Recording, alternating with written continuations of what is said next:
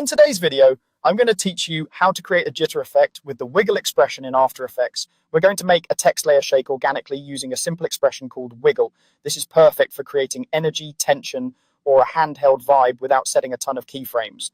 I'll walk you through the essentials and explain what the numbers mean so you can dial in exactly the feel you want.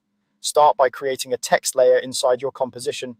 Add whatever wording you need and place it where you want it to appear on screen. The text itself can be styled however you like. The wiggle will affect the movement, not the font or color. Next, decide which property you want to jitter.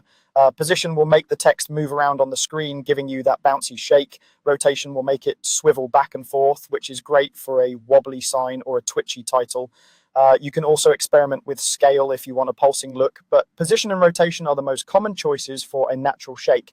Now it's time to add an expression. Find the stopwatch icon next to the property you chose. Hold the Alt key on Windows or the Option key on Mac OS and click the stopwatch. This opens the expression field directly under that property. Expressions are little pieces of code that automate animation, and they're a huge time saver once you get the hang of them. Type the following exactly: wiggle 10 to 20. Here's what that means.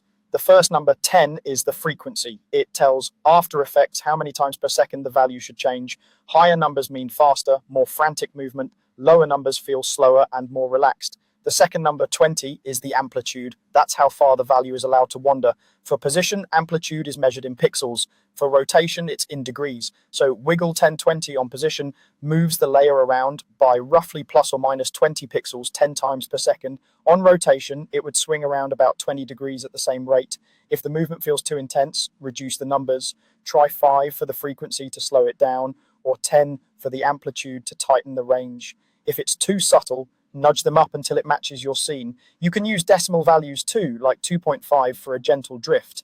That's all you need to create a lively procedural jitter with no keyframes.